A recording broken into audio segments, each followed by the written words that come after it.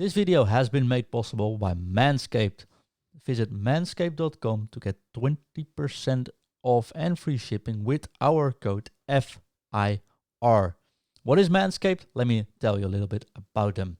Manscaped is the best in men's below the waist grooming, and they're offering precision engineered tools for your family jewels, and they helped over 2 million men all over the world to get rid of hair on their balls. So if you let yourself go in 2020 while in quarantine, don't worry. Manscaped is here for you to reboot and stay clean and shaved in 2021. I mean, a guy with hairy balls is like the year 2020. We don't want to be that guy, so get 20% off plus free shipping with our code FIR at manscaped.com, and your balls will thank you. Today's video is all about FUTcoaching Controlled, our data-driven analysis. We are analyzing a match from Chris, also known as Grandpapamack. And Chris sent us a message. We used our software, which is Codim, to analyze it. And we gave Chris a little discount. If you can get that same discount as well if you are willing to share your footage online. So if you go to FUTcoaching.com, look at the discount options. You get 10% off if you are allowing me to analyze your footage on stream. And that's what we did for Chris. So after I press the record button, we are going to have a look at Chris, his full analysis.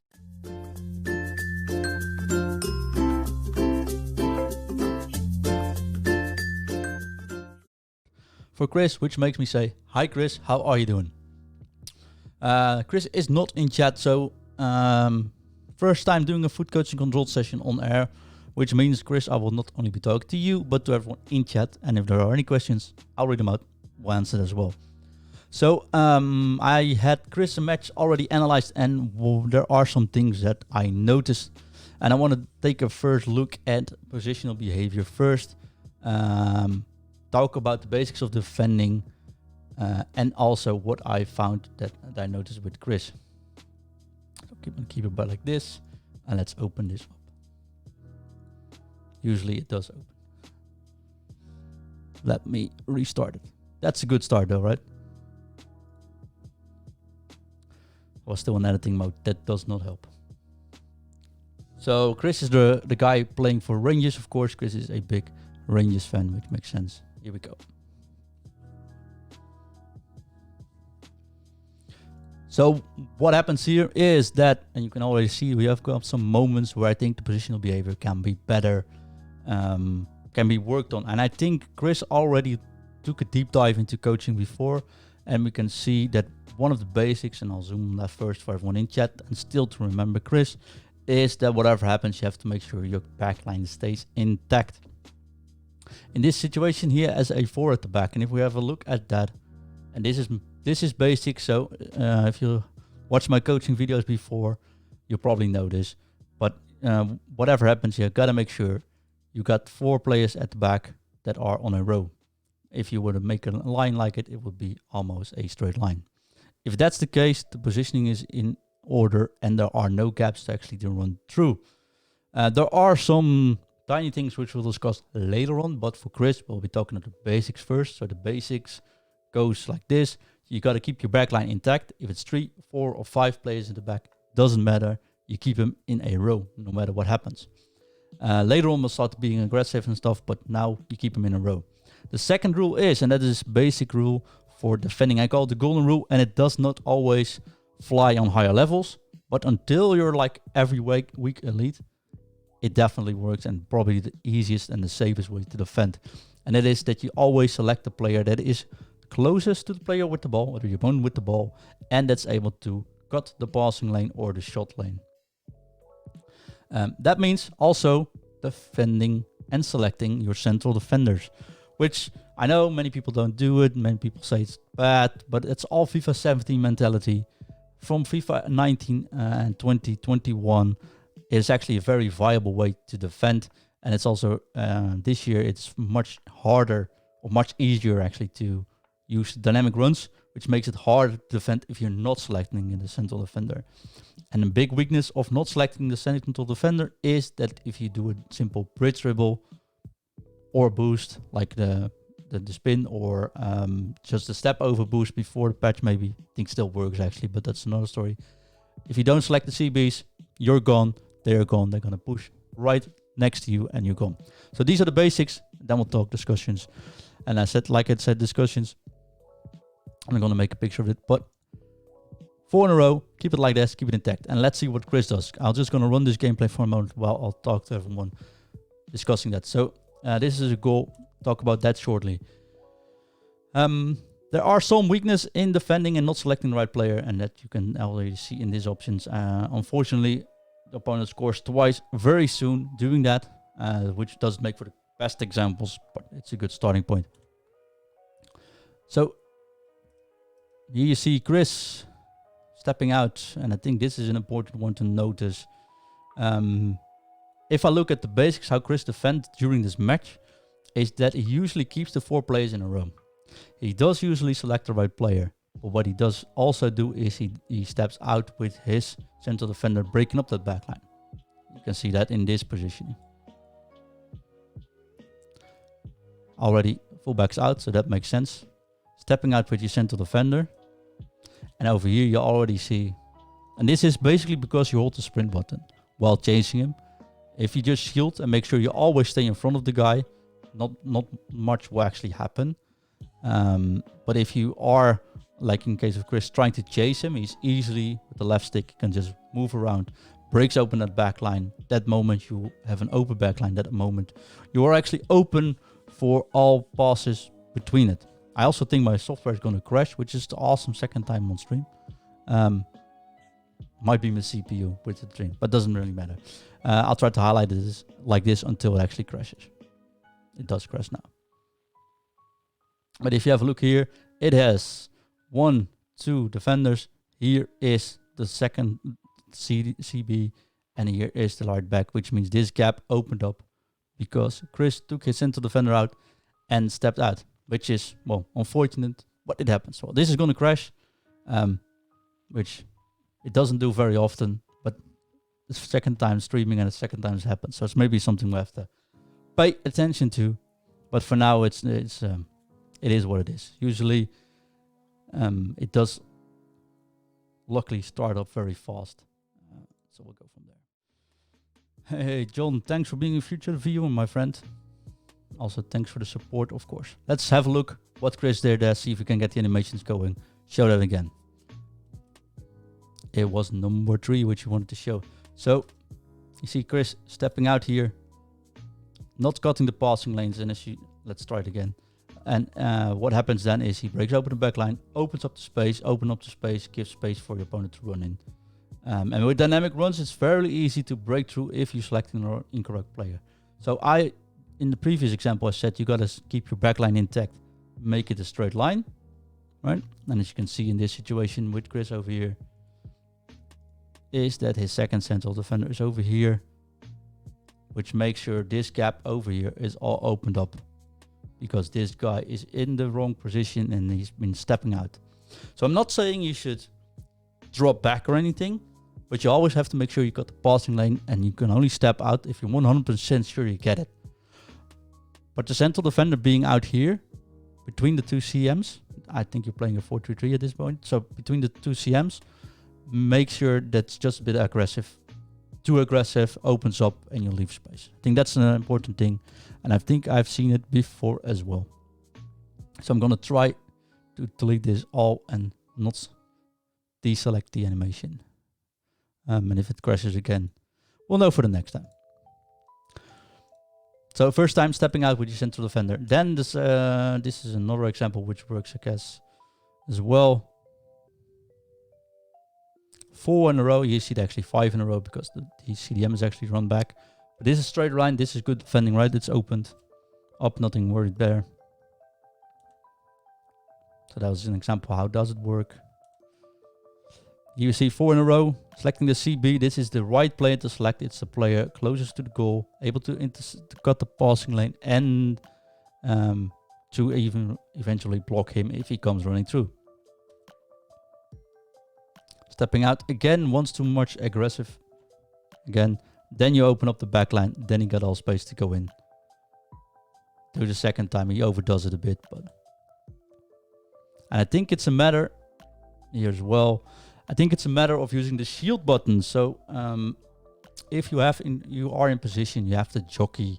And jockey is the same button as the shield button. You hold L2 or LT on Xbox, and you basically make sure you stay in position, you keep your body straight, and I'll show you in the footage when we do the objectives in a moment how we can actually do that.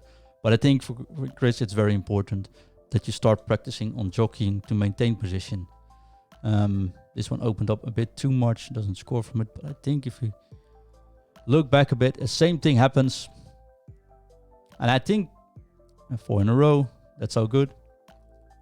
Using his central defender, Upamecano, to push all the way up, pushing all the way up.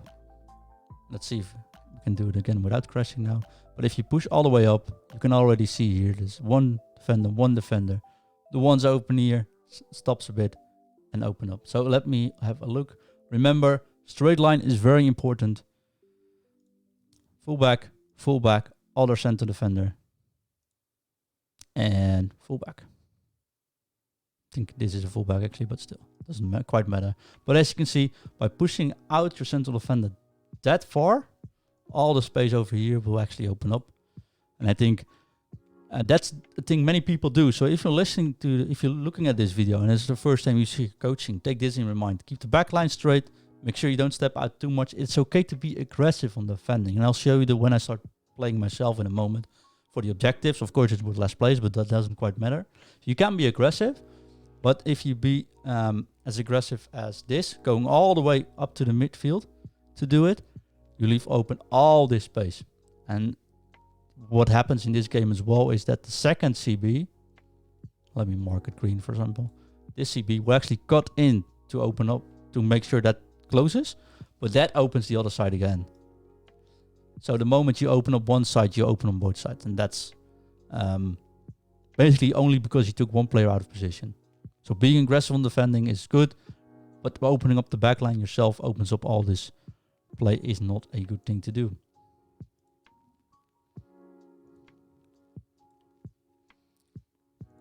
And I'll tell you what happens here as well though. He does open up the space, a bit different than I would expect it, but because this player, the other central defender, steps up to close that gap, the space open, he was open. He doesn't score from it, but he should have scored from it. So there's that.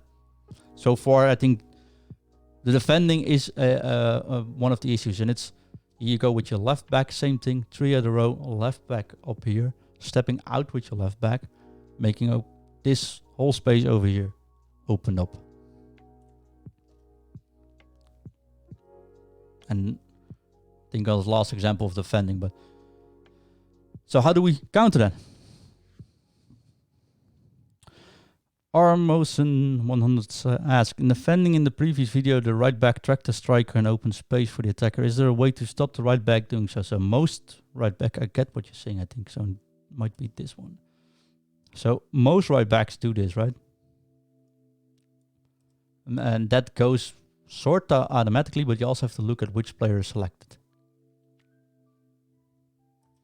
The moment the right back gets selected, Chris and many players do this, already push out a bit. Because they were selecting this player, he auto-selects or he switches to this one and he's still moving up. The moment you select that back, you see he's selected, you gotta run back immediately. Make sure that line is intact as well.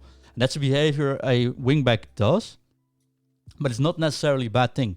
Because you can also be aggressive with it, but you don't have to be too aggressive. I would always run back just a little bit and that's fine. What does help as well is finding fullbacks. If this is thing that is bothering you, you can find fullbacks with low attacking work rate or lower, like medium, for example. I think Mukile is medium, I'm not quite sure. And that helps as well, is put them on conservative interceptions. If you really want to keep them straight, don't want them run out, set them on conservative interception. You will be far less likely to put up. John says, does conservative interceptions help? Yes, definitely. Work rate with conservative interception, but still, if you don't do that, I like my fullbacks high. Then the moment you see him selected, and you will notice once you saw this, you will notice the moment you selected it, then you just run back a bit, make sure you got off the passing lane again, and you're also fine. But it's a good question. Thanks for asking. But for Chris, it is very important to keep that backline intact. And I think that is where you need to focus on this week. Because if you can get this in order, you will be able to maintain a higher line while playing. You will be having much more control. And I think that is the biggest improvement we can make. And how do you practice that? Kingpin says, I'm just going to lurk. I didn't expect anything else from you. A sub wouldn't hurt though if you're lurking, but besides that, it's fine. Good to see you on board, buddy. How you doing? So that you keep the backline intact is very important. How do you practice that? Basically, if you play a 4-4-2, you play the formation without CDMs. It's much easier to practice, basically because you don't have the failback system of your center defensive midfielder in place. So 4-4-2 with a bit of a higher line, like use of 5, 6, 7 depth on defense, makes you able to earlier see when you've selected the fullbacks, especially when your opponent has the ball. You can actually see much earlier because they're higher. Makes it easier to see. And basically, you got to make practice. You got to make sure those 4 players keep in a line while defending that. And if you do step out at that moment, I mean, which will be happening, you will be punished. But the good thing about being punished is you have the opportunity to, after a match, look back at those goals, and you'll probably see that that is the case. If you can master the 4-4-2 with a higher line and practice on that for a week, you'll feel much more secure as well if you were playing like a 4-3-1 later on or something with CDMs. I think Chris, went to a 4-1-4-1, 4-1-2-1-2 wide variant. So if you have even one CDM, it will give you so much breathing room suddenly because you're so practiced on maintaining that backline intact. So how would I practice? Go rifles this week, play a 4-4-2 and use like 5 or 6, maybe even 7, but I think 5 or 6 is fine. On the high line depth, that's the word I was looking for. 6 depth, you'll be fine. Best way of practicing that. And the other way I wanted to practice is about your passing, but mostly not about the passing that went wrong, but the passing options Chris has but does not actually use all the time. And I'll show you what I mean. So I think I see people very often not using the dynamic runs. And there's something to be said about dynamic runs all the way, of course. But I think it is very strong. And I clicked the wrong one, I guess. Not only very strong, but I think it is also very good to enable some creativity in your game. And what you usually see, especially when people play a sort of wider formation, is that they... Let's have a look here. These are just wrong passes, which we get out. Like a situation like this. I think this is a good example. What happens standard in FIFA is that the player, unless you have a very high amount of players that go into the box, whenever you get the ball on a turnaround like this, players will just stand still.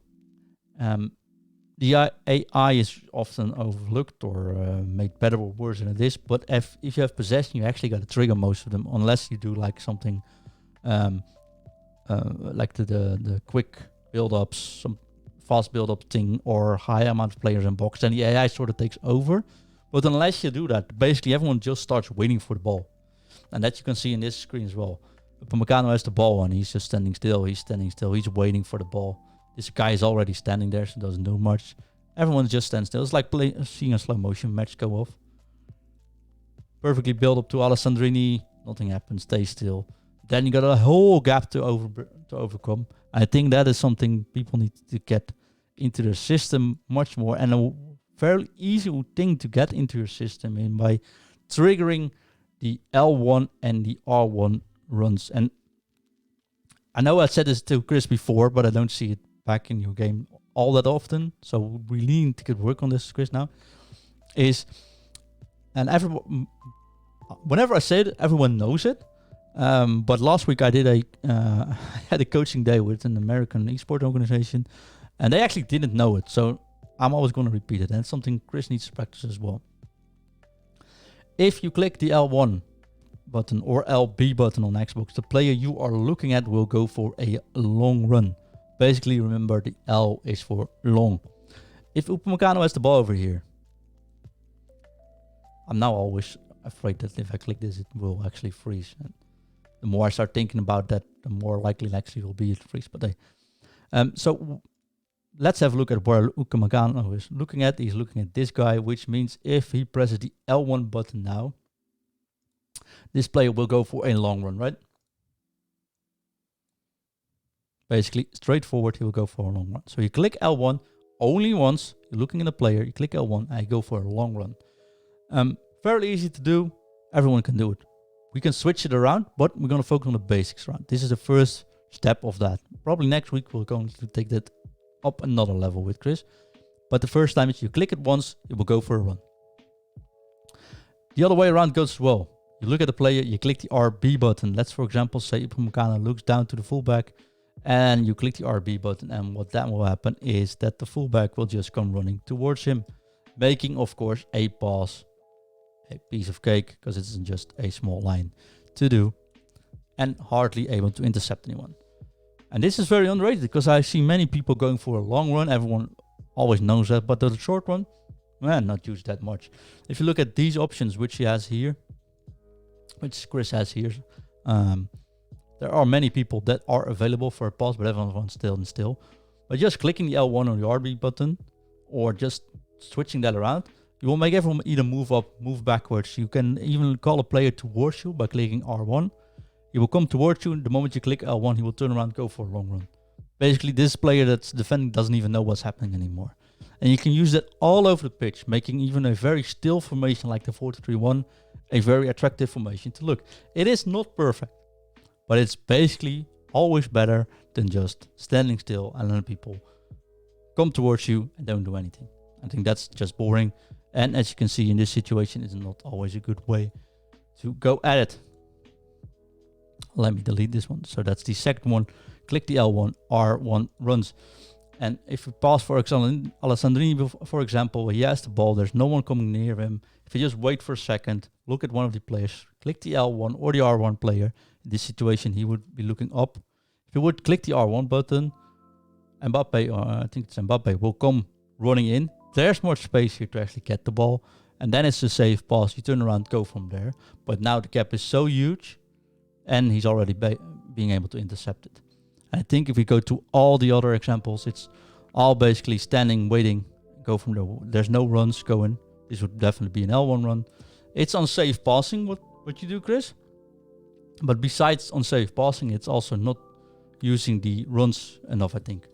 And what I see often happening is standing with the ball, not quite sure where to go, and then losing it. Practicing on these runs, I think, is very important.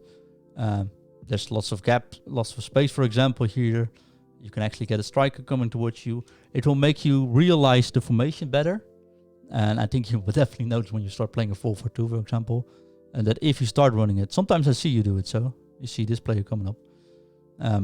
But as you can see here, it is very still. Everyone's just standing still waiting. And that's standard FIFA behavior when you're all on balance. So the balance does work, but it is pretty unexciting to do. And I think it would really help gaining control this as well. Just call him first towards you, then pass the ball. It's safer and much more dynamic. But this happens a lot. So I think for Chris, we're going to focus on 2 points, and let me show you how to train those points. Point number 1 is we're going to focus on keeping the backline intact and focus on that defending. You're going to practice that by using a 4-4-2 formation with a higher line. I think 5 or 6 depth would definitely work. No CDMs, so don't cheat by using your CMs as come back and cut passing lane. Just keep your CMs on basic. Use a 5 or 6 depth. Go 4-4-2. Practice that backline. Very important. Play 4-4-2 for the week, and you probably by the end of the week can dream how it goes and where you mess up still. So that's a very good way of practicing. And works in rivals. I don't think it works squad battles, but works with friendlies, objectives. You can all do them. All works. 4-4-2. The way to go for that, for practicing. The other one is, of course, those passes. Well, the good thing is if you use a 4-4-2, the players are a bit more spread apart, which makes it sure that you can actually use the L1 or the R1 passing. So the calling the players towards you and calling the players away from you. You can basically use that for every pass that you make. I think that is the way to practice. You go 4-4-2, you not only practice your defensive skills, but you got to make yourself comfortable that with every pass you make, you sure first call a player. And that sounds as a lot of work. And it's also something you will not get ready in like 2-3 days. But what it will make you realize is when you can actually use it. It will force you to practice it a lot. And you will definitely see the effects of it. So keeping the backline intact, go 4-4-2, be safer in passing, but I definitely think that if you practice on making a run before every single pass, that way it is very easy to get both of those systems into your control, and you will actually feel more in control during the week once you practice that. So that's the homework for this week, Chris. You go practice those two things. Send me the match over the weekend, and next week we'll see where you improve. We can compare it. So that's the good thing about this software as well. We can actually compare it with last week. There's things we want to focus on. Shooting. We want to focus on maybe tactical part. Which side of the pitch do you use often? But I think it is the basics which we want to work on first. And it sounds basic. This is not stuff everyone like knows or has in their system, but I'm 100% sure, and I think I've got enough experience by now, that if you get these two things right, you're feeling much more comfortable, you're able to adapt to much more formations, and we can focus on the fun things, like actually taking out your opponent with a match, but you'll feel much more in control. 4-4-2, the way to go this week. I can also send you some custom tactics to practice with, but I think this is a good way to do. So let me end the video for Chris. I'll send it to you. Everyone in chat, they still have questions, let me know, and else we're just gonna do some objectives, and we'll see Chris back next Monday, next week, with step 2 of getting him towards